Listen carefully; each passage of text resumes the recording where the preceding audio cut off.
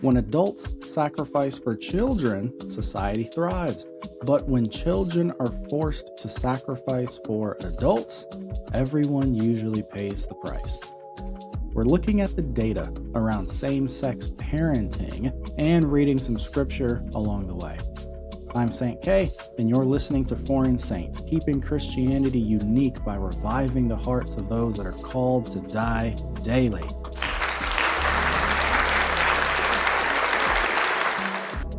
And so let's do it, man. Let's have this conversation. Let's look at the research and let's look at some problems in the research that's been done so far. I'm excited to be able to put this out, challenge some views that are held by our culture and also equip Christians to be able to have this conversation in a more informed fashion than many of us feel like we can. But first, we need to have a bit of a recap on evidence-based medicine. If any of you listening listened to my series on transgenderism and the gospel, you should remember all this from episode 3 of that series. But just a quick recap on what evidence-based medicine is. It's an approach to determining the optimal clinical management based on several practices or between several different practices, right? Evidence-based medicine can be thought of as understanding and using the best quality evidence available to support the most appropriate and correct possible clinical decision or choice of action. And in that episode, I laid out 3 different levels of evidence-based medicine: a single case report, which you can think of as the equivalent of just like a one-off anecdotal tale of an event, right? A new clinical issue, a new problem is described, usually in a single patient. And that's not without its uses, right? It can be useful for pointing out new insights or possibilities regarding how a disease functions or the possible treatment for a disease. But because a single case report, because an anecdotal story inherently lacks a control group to compare with, it can't really prove the effectiveness of a treatment or the causality of a risk factor, because all I have is your story, right? You move up the ladder of evidence, right? And you get to a case series, right? Which is a group of case reports that are all about the same topic, right? That's useful in that a case series, unlike a case report, can show that an issue is more generalized than just one incident and just one patient, right? If you have one patient in a hospital that gets sick after drinking some water, okay, maybe that was just a one-off thing. If you got 10 patients in the same floor getting sick after drinking water, okay, you might have a problem with the plumbing, right? But a case series, right, a group of anecdotes, just like a single anecdote, still can't prove the effectiveness of a treatment or the causality of a risk factor because there's also no control group there as well. But that brings us to the highest level of evidence, cohort studies. This is where you find your randomized controlled studies. This is the group that they live in, level 3, the cohort study. And that randomization, having that control group to compare something to, and using a randomized study to remove the bias of a practitioner, the bias of the researcher, is so necessary in proving the validity of your claims, right? And so all of that, I just wanted to refresh our minds on all of that as we get into looking at the state of the research when it comes to same-sex parenting and where that's kind of going, and also what the scripture has to say to this particular topic as well. What you're seeing on your screen right now is from Cornell University. The article, "What Does the Scholarly Research Say About the Well-Being of Children with Gay or Lesbian Parents?" Look here at the overview, and I'll show you a couple of problems here. So they claim to have identified 79 scholarly studies that met their criteria for adding to knowledge about the well-being of children with gay or lesbian parents. Out of 79 scholarly studies that supposedly met their criteria, 75 of them concluded that children of gay or lesbian parents fared no worse than other children. However, many of the sample sizes were small, and some studies lacked a control group. Researchers regard such studies as providing the best available knowledge about child adjustment and do not view large representative samples as essential. That's insane. That is absolutely insane. All right. If some Christian faith-based organization put those caveats on the tail end of whatever research they did, right, you won't believe them. And you shouldn't believe them, right? If some, Christian anti-vax, group decided to put some anti-vaccine research out, but they put these caveats on the back end of their research, right? Small sample sizes, no control group, and we don't think large representative samples are essential. You'd laugh them out the room, rightfully so. But I'm supposed to look at this and think that this is rigorous? I think this is rigorous anyway? Come on, man. Come on. This article that you're seeing is from PubMed, from the NIH, the National Library of Medicine. Gotta love these guys, man. This article, a review and critique of research on same-sex parenting and adoption. All right. Now, PubMed actually noted numerous methodological limitations that make it difficult, they said very difficult, to make an accurate assessment of the effect of parental sexual orientation across adoptive families. So they noted methodological limitations, and they also noted sampling limitations, right? And so their conclusion was to put out a call. There remains a need for high quality research on same-sex families, especially families with gay fathers and with lower income. And what were some of the problems that PubMed noted? What were some of the problems? Well, their question was about the outcomes for children of gay, lesbian, or bisexual parents in general, as related to their heterosexual counterparts, right? And they had, three big categories they were looking at: stability of same-sex parental relationships, because if the home relationship isn't secure, then the child isn't secure. 2, child outcomes, and 3, child outcomes in same-sex adoption, right? Now, according to them, with respect to part 2, child outcomes, parental self-reports usually prevent few significant differences, but social desirability or self-presentation bias may be a confounding factor. Me personally, I think it's probably a bigger factor than even PubMed, pays credence to.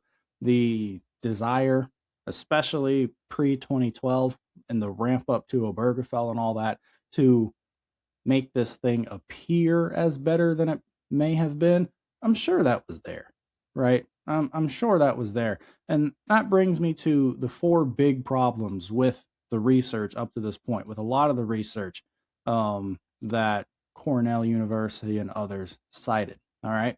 The first problem, and I'll show all these receipts as we go, but the first problem is that the study participants were aware of the researcher's goal. All right. Which definitely gave reason for them to want to bias their responses in a way that made their parenting and home situation seem better than they actually were. And I'll show you how bad some of these home situations were. Secondly, the recruited participants weren't random, but generated through networks of friends or LGBT advocacy organizations. In other words, not the general population of same-sex parents, right? Now, I have a bit more sympathy to this particular problem, by the way, just because the overall, the ratio of homosexuals to non-homosexuals in the population is so, so few, right? There's so few homosexual people, let alone homosexual people with kids in the home, as compared to everyone else, that, yeah, I can see that it would be a real challenge to randomly generate a truly representative sample size. But but if you want your research to be taken seriously, it's a problem that you have to address. You got to mitigate that in some way, shape, or form. Third problem: the average sample sizes for most of these studies were fewer than 40 kids. And that all but assures no statistically relevant difference could emerge, even if there was one. And most The biggest problem to me, out of all this, the biggest problem to me is that very few of these studies measured actual child outcomes, instead, relying solely on self reporting by the parents themselves. And what would be some objective measurements that you could use to measure, the health of a child, how well a child is doing? Well, medical records, if you can obtain them, report cards to see how well they're doing academically in school, kind of see what kind of support system they have to support their education. Perhaps even first person reports from those kids after they're grown, to get like a firsthand testimony of things within that household that only they would really know, you know? And all of these things are relevant because if you don't have any tangible things outside of yourself that you can point to and say, hey, this is what I'm saying, this is the data that backs up what I'm saying. If you don't have a way, if you don't have any data that you can point to outside of your own self, then, you know, the methodology is just a formality at that point. The outcome is predetermined. The science, if you want to call it that, is a little more than advocacy with footnotes. And that is a problem indeed. That's a problem indeed. All right. Now, this is our next article from PubMed, the NIH. This one, growing up with gay parents. What is the big deal? And side note, can I just say, good job, clap and a half, applause to whoever it was that actually came up with or inspired this title. It's the kind of clickbait that I'm learning to aspire to as a content creator myself. All right. But they also, this is another article where they kind of dive into the research around same-sex parenting and counter some problems with the research and provide some, some pushback, some much needed, I think, healthy critique. So let's go ahead and take a look at some of these things. Right here, then, according to PubMed, they're going to show us some of the larger, well-designed studies that have shown the risks experienced by children who were deprived of growing up in a home with both biological parents who were married to each other.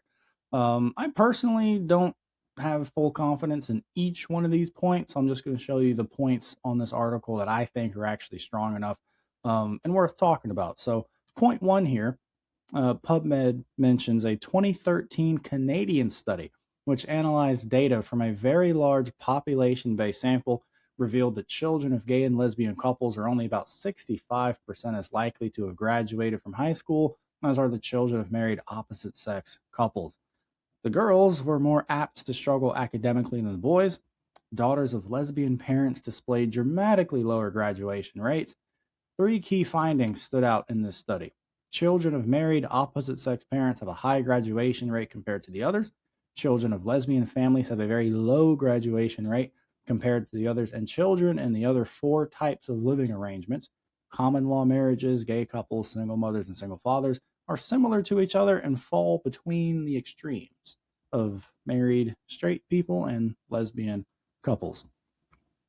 Now, their second example, a study of 174 primary school children in Australia. Now, that's interesting, man. 174 is not a large sample size. But that just goes to show you how difficult it is to get large sample sizes, nice, large sample sizes, when trying to answer this question, which is why I have a bit more sympathy towards this. Like, I get it. It's a challenge. But as I also said, it's a challenge you got to deal with, or else I don't really have a reason to take your data too seriously.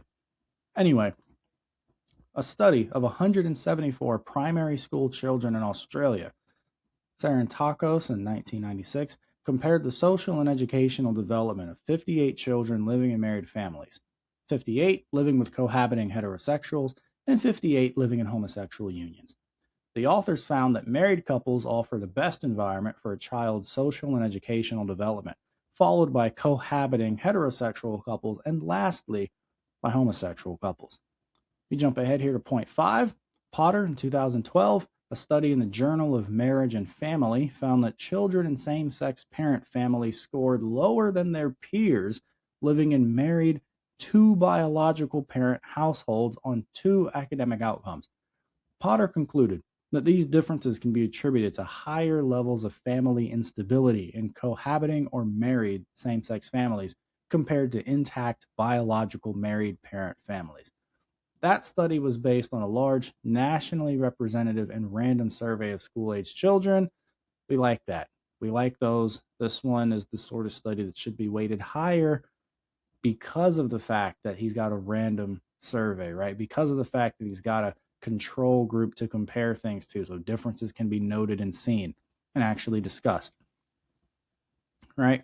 And point seven, we'll get to point seven. Okay, we'll get to point seven because the actual article here, Regnerus in 2012, that article I actually plan. We're going to look at that one in depth later on in this video.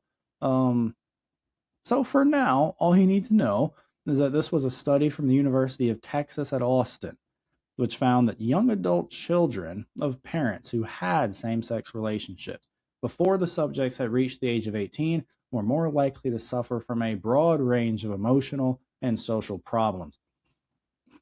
That study that we will look at later is noteworthy for a few reasons. One, the study sample was large, representative and population-based, a couple thousand, if I remember correctly. Two, Regnerus studied the responses of adult children rather than asking same-sex parents to describe how their young dependent children are doing. And you will see why that is important when we look at that study. And three, he was able to draw comparisons on up to 80 measures for children who had lived with or had parents who fell into one of 8 comparative categories. And we will look at those 8 categories when we get there. I'll at least mention them. However, according to that study's data, the children of lesbians and gays fared worse than those in intact heterosexual families on 77 out of the 80 outcomes that were measured. Exceptions related only to the voting habits of children with gay fathers and alcohol use by children of lesbian mothers. Interesting. Points 8 and 9 have to do with lesbian and gay unions seeking biologically related children through either surrogate moms on the gay male side or artificial insemination on the lesbian side. In both cases, adjustment problems and psychological trauma were noted in the subsequent children, right? So PubMed in this article asks a very natural question at this point. How can one reconcile these significant findings with the widely publicized studies showing no harmful effects to children who have or have lived with lesbian or gay parents? Well, I'm going to answer it real easily for you. Somebody lied. Somebody lied, all right? For example, the APA, the American Psychological Association. These boys lied in 2005. Look at what they said. They issued an official brief on lesbian and gay parenting, which included this assertion: not a single study has found children of lesbian and gay parents to be disadvantaged in any significant respect relative to children of heterosexual parents. That kind of a statement is almost so obvious a lie. What do you mean, not one study came to the opposite conclusion that you did? Really? That's amazing. That might be the first topic in human history to have a true consensus. Not one study differed. See, but here's how they get you, right? In any significant respect, right? So if you were to bring a study that did show a difference or a disadvantage, they would simply throw the cop out. They would activate their trap card of, that difference is there, but it's not really significant, so you won't count it. And they'll still tout, not a single study. This is the sort of thing that makes people not trust you when you lie like this. In 2012, a research study of the APA's brief and its bibliography by L. Marks stated that this strong assertion was not empirically warranted. What a shock. Somebody lied. 26 of the 59 APA studies on same-sex parenting had no heterosexual comparison groups. That is insane. That is absolutely insane. They had the nerve, the APA had the nerve to say not a single study has found children of lesbian and gay parents to be disadvantaged in any significant respect relative to children of heterosexual parents, but half of your studies, man, a little less than half of your studies didn't even have didn't have children of heterosexual parents to relate to. So you couldn't even say that. 26 of your studies didn't have the proper control group to say that statement. And I'm supposed to take this as rigorous evidence? Come on, man. I wasn't born yesterday. But remember what I said. You will be judged by the same standard with which you judge others, and you will be measured by the same measure you use. And this measure isn't even unfair. Simply asking that you have a control group to test your test group against is not an unreasonable request. But I promise you, if some Christian faith-based organization tried to pull one over on you by giving you pro-Christian research that didn't have a control group, you would laugh them out of the room, as you should. But I'm gonna laugh you out of the room too when you want to throw this kind of research my way and expect me to treat this with any kind of respect here. So naturally, the author recommended further research be done. All right. But as I said, major flaws existed in the vast majority of studies published before 2012 about this subject. As I said, relied upon small, non-representative samples that weren't representative of children in typical homosexual families in the U.S. And that's a problem, right? That's a big problem.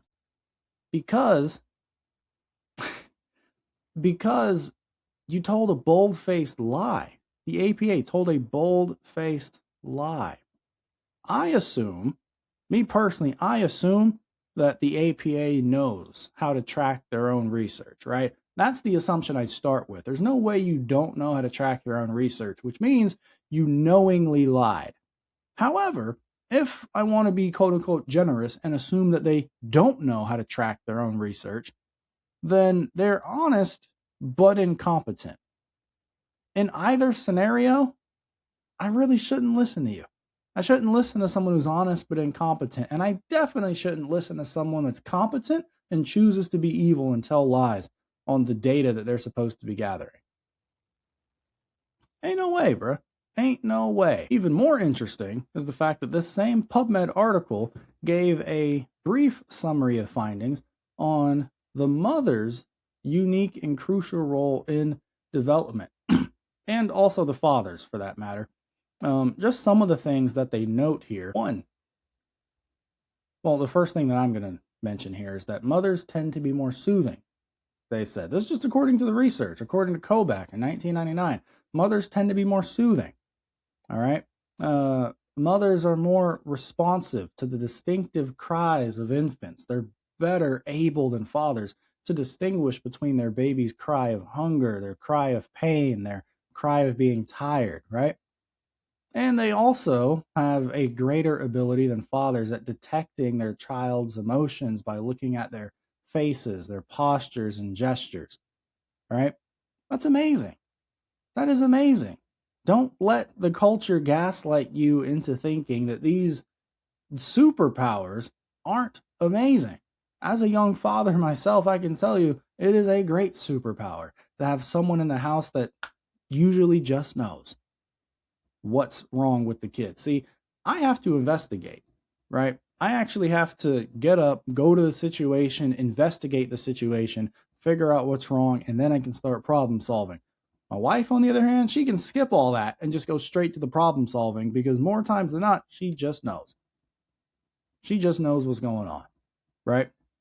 It is absolutely incredible. Now, fathers, on the other hand, also bring an array of distinctive talents to the parenting enterprise, as they say. Fathers excel when it comes to providing discipline and play and challenging their children to embrace life's challenges, the innate challenge that's just woven into life's fabric. Fathers have a greater innate ability, just in their very presence, to protect their children from fear and empower their children to feel safe. These things are superpowers, man. These things are superpowers. And I'm going to compare these things. I'm going to give a comparison to my favorite sport, basketball. All right. In the sport of basketball, in the great sport of basketball, the best spectator in sport that God ever allowed mankind to invent, in my opinion, you got 5 players on the court for a team at any given time with 5 traditional positions: point guard, shooting guard, small forward, power forward, and center, right? Every player on the court, especially in today's game, can play all 5 positions. But that does not mean that if you want to play winning basketball, that you make Steph Curry, of all people, play center, right? That's not what that means, right? For my basketball heads out there, all right, we all know the debate has been raging. Is Steph Curry a point guard or a shooting guard? Who knows? But you definitely know he's not a center, right? Is Nikola Jokic a center or a point guard? Who knows? But you definitely know he's not a shooting guard, right? The question that we need to be asking as Christians, the way that we need to frame this discussion around, parental roles, around gender roles in parenting and in marriage, we need to ask this question. Hey, other side that believes that men and women are interchangeable, that there's no real difference, in light of the scientific data that clearly says fathers and mothers have their own innate areas of excellence, you need to answer me. What do I gain by deliberately, purposefully choosing to not play to my strengths? What do I gain? Because that's essentially what you're asking people to do. That's what you're saying that people can do. That you can choose to not play to your strengths and you don't lose anything for it. In no other aspect of life do we believe that. In no sport do we believe that. In no business venture do we believe that. We don't even believe that in hospitals, man. Nurses have a role, respiratory therapists have a role, doctors have a role. In every other area of life, people have roles and people have strengths and they play to those strengths. And when everyone plays to their different strengths while complementing each other, great things happen that are greater than the sum of the individual parts. But when it comes to parenting, that's the one area where we're just supposed to believe, no, there are no innate excellencies among the partners on this team. You don't have to play to your strength. There aren't even strengths to play to. Come on, man. Come on, man. I wasn't born yesterday. I was not born yesterday. And this is the nuance that also needs to not be forgotten, is that moms and dads can step into the role of each other and perform it sufficiently, but not with an innate excellence, right? It is a superpower, right? The way that my wife is tuned in to the emotional states of our 2 sons, that is a superpower. That is amazing, right? At the same time, she will say with equal reverence, the way that I as a father can encourage our sons to do things that they wouldn't usually do out of fear, right? You can, and it sounds small as a kid, but these things snowball into bigger things, right? The way that you, Kari, just by your presence can inspire our oldest son to actually climb the monkey bars and try them. He's afraid of heights like his daddy, right? But the way that you could inspire him to climb up those monkey bars and take them one at a time and really try. When I can't do that, no matter what I say, you just being there is enough. That is a superpower. I am in awe of that, she says. Right? We each have our superpowers and they complement each other, right? In a pinch, we can suffice and play each other's role, but we praise God for the fact that, you know what, you gave us each other so that we don't have to do each other's role. We don't have to. If we have to, we trust that you'll provide and make that way. But if I don't have to be mom, I'm not going to be mom. If mom doesn't have to be dad, she's not going to be dad. It's insane. what our culture does, man. It's insane. But let's look at some scripture on the matter. Proverbs chapter 6, verse 20. My son, keep your father's command and don't reject your mother's teaching. Children with same-sex parents raising them cannot fully exercise this wisdom. They can't. If you have two fathers, then you are rejecting your mother's teaching because it's not being exposed to you. And if you have two mothers, then you're not keeping your father's command because he's not there to give you any. Proverbs chapter 30, verses 11 to 14. Very interesting set of scriptures here. There is a generation that curses its father and does not bless its mother. There is a generation that is pure in its own eyes, yet is not washed from its filth.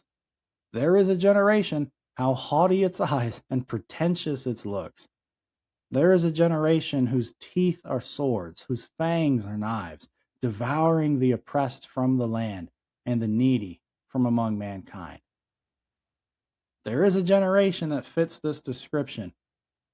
And in our generation, in our day, in our generation, this, these people that are pushing for same-sex parenting to be more and more prevalent in society, I think fit this description, right? And you're raising children to fit this description. You're raising children to curse their father. You're raising children to not bless their mother because you deprive them of one of those two, right?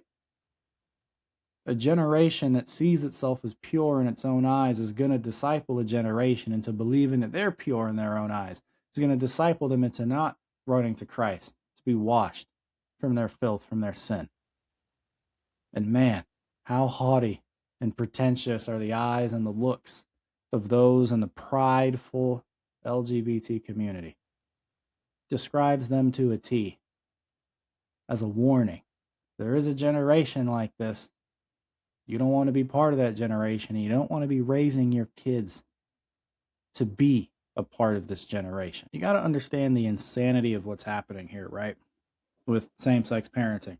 You're intentionally placing children, intentionally, right? It's one thing if some natural disaster happens and you lose a parent. Got that. This is different, though, because you're intentionally placing children in situations where they're either going to curse or not remember their father, or curse or not bless their own mother.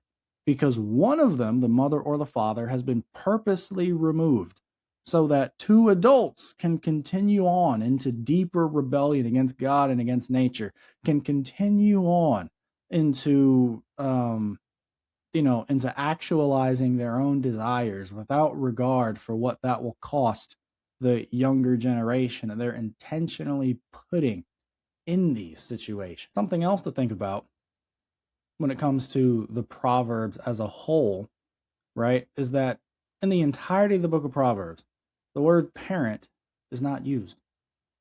It's not used. Instead, it always highlights in unity fathers and mothers. The first commands in Proverbs are fear God, right? Proverbs 1:7, the fear of the Lord is the beginning of knowledge. Fools despise wisdom and discipline, right? That's a principle. The first command we get is here in verse 8. Listen, my son, to your father's instruction and don't reject your mother's teaching. The first command in Proverbs given by the male author here is listen to mom and dad. Listen to mom and dad. You need to have fear of the Lord because that's the beginning of knowledge. And right at the start of that fear of the Lord is you listen to mom and dad. Not mom and mom, not dad and dad. No, it's not even listen to your parents. No. Listen to your father and don't reject the teaching of your mother. So that's how Proverbs opens up, with the fear of the Lord being couched by dad and listen to mom and dad. But then when we come to the end of Proverbs, the final chapter of the Proverbs, the words of King Lemuel, a pronouncement, an oracle that his mother taught him.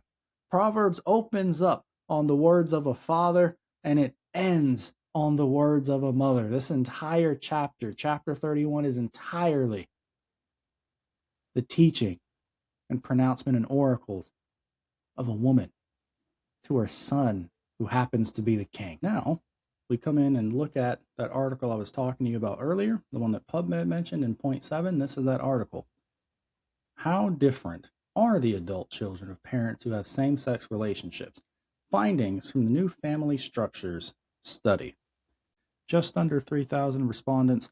Not the biggest pool of respondents ever, but they might be the most deeply questioned among the studies that I've read and seen in preparation for this episode. Randomly recruited by phone and mail, and selected households are provided with internet access and computer hardware if needed to avoid accidentally biasing results against households and families that don't have those things. I counted at least 40 different points of comparison that were used here, but read pages 5 to 8 of this PDF for their own detailed breakdown of the methodology. I'm going to highlight a few of those points of comparison, and then, that'll kind of be where we land this plane. But if you read nothing else besides the Bible that was quoted from this episode, read this article in its entirety. There's a lot of data here. There's a lot of really great nuance here that needs to be teased out, that needs to be brought up in these conversations that isn't. And I think this article for me right now is gold star. It's my favorite article on this point, on this topic. And yeah, I disagree with some of the conclusions by the study author, but the data here is so golden. So let's go ahead and get into it now. What you're seeing here on the screen is table number 2 with a whole bunch of their comparisons noted, currently married, currently cohabitating, family received welfare growing up. And then we have our percentages listed as decimals here. So we have IBF, the intact biological family, LM, lesbian mother, gay fathers, adopted by strangers, divorced late, step family, single parents, and all other family types, right? So those are the 8 different groups, with obviously your intact biological family being the control group that all 7 of the others are kind of being measured and tested against. All right, and so I want to look at a couple of the measures here, about 2 or 3 of the measures here to really see, does the data seem to suggest that same-sex parenting offers a like environment to an intact biological family? Let's see. With these 2 questions here, was the respondent ever touched sexually by a parent or an adult? And was the respondent ever forced to have sex against their will? We're getting right into the nitty-gritty here, folks.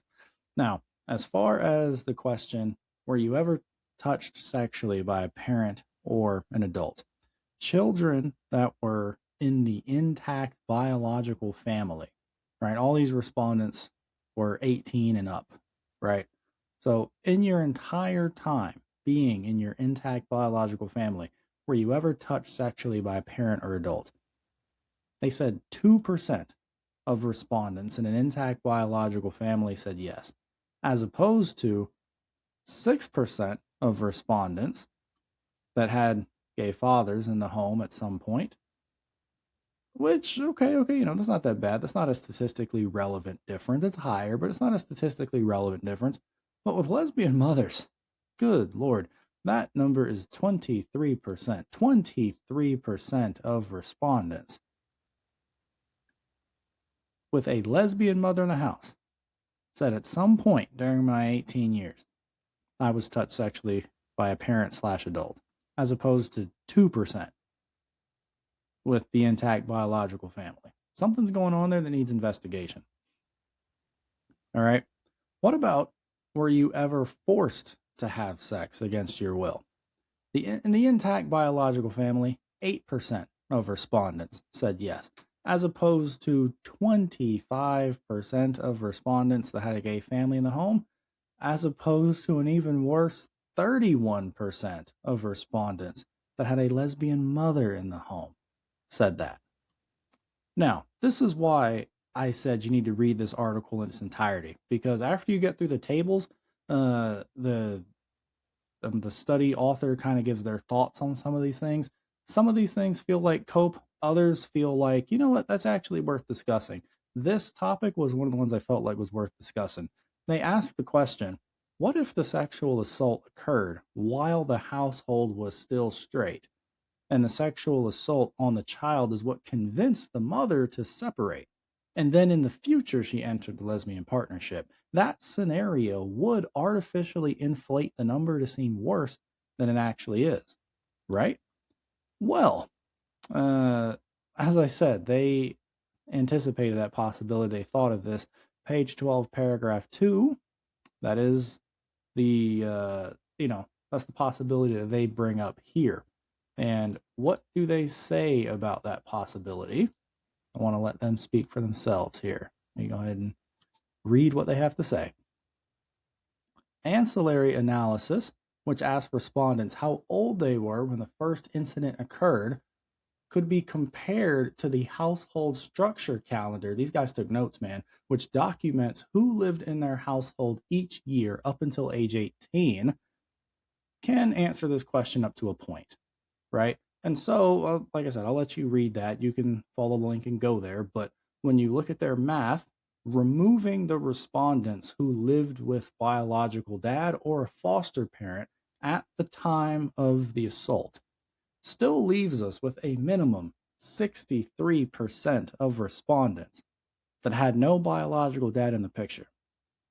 So the lesbian couple would be the offending party here. So the numbers still aren't bad, even if you control for that possibility within a possibility, right? So intact biological families are the best option by far for mitigating sexual assault against children, according to this data. All right. I remember a few years ago, Steven Crowder was doing Change My Minds on college campuses more frequently. And I remember, this talking point going around of why would you send your daughter to a college or university when the chances of being raped are 1 in 4? Now, I don't think the data actually shows that those chances are 1 in 4, but remember our verse, for you will be judged by the same standard with which you judge others, and you will be measured by the same measure you use. So, if you were one of those people that said or subscribed to the idea of,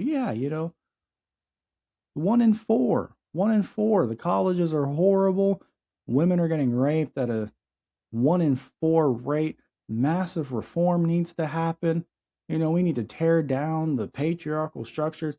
I'm going to need you to keep the same energy for this. These are 1 in 4 chances. All right. Ever touched sexually by a parent or adult, or at least for lesbian mothers, that's a 23% chance.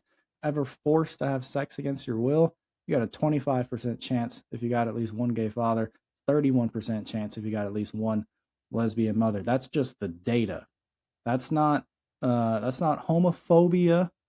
That's not being bigoted against gay people. This is the survey data. The next metric, the second metric of 3 I wanted to look at, was family of origin safety and security. Now, these numbers are going to look different because the numbers in the following tables don't work according to percentages. They work according to average survey scores. And on this particular question, the higher the number, the better the number. Okay? This particular series of questions was meant to assess the reported safety and security of their family relationships throughout their time in their home. Okay. So the intact biological family had an average survey score of 4.13. Again, you can go read the article, go look at Appendix B. You can see how the survey questions are kind of laid out. They also lay them out in the introductory paragraphs of the article before getting into the data. You go read it for yourself, do some of the work here. All right.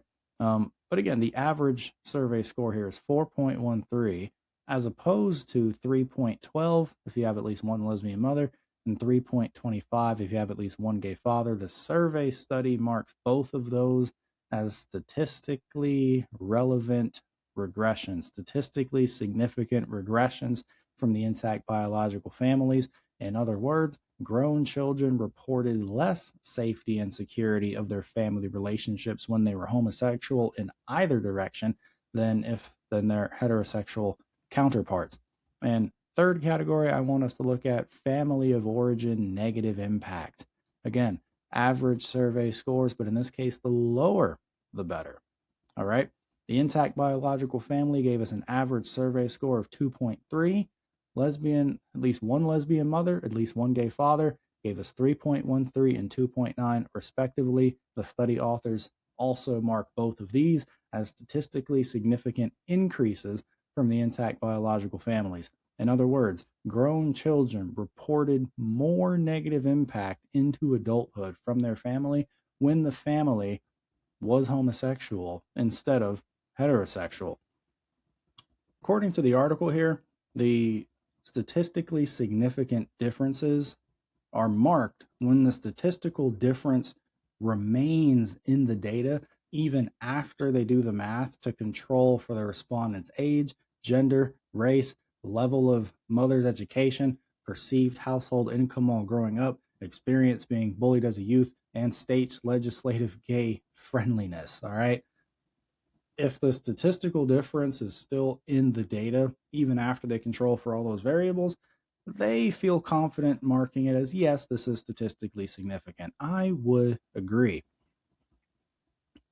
And keep in mind that all these comparisons, not just with these three categories, but all the other comparisons they mention, right, are using heterosexual families that may or may not have held to the teachings of Jesus, the apostles, and the prophets as their control group, and the numbers are still not in favor of same-sex parenting. I feel quite confident that if the comparison was just against intact biological families that practice the faith of Messiah, I'm sure the distance in quality parenting would only increase when you look at what Jesus actually teaches.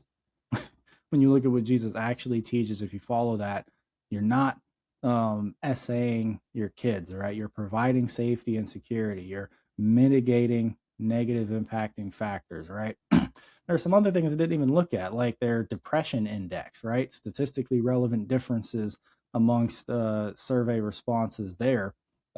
Much worse if you have one lesbian mother or one gay father, as opposed to an intact biological family, right?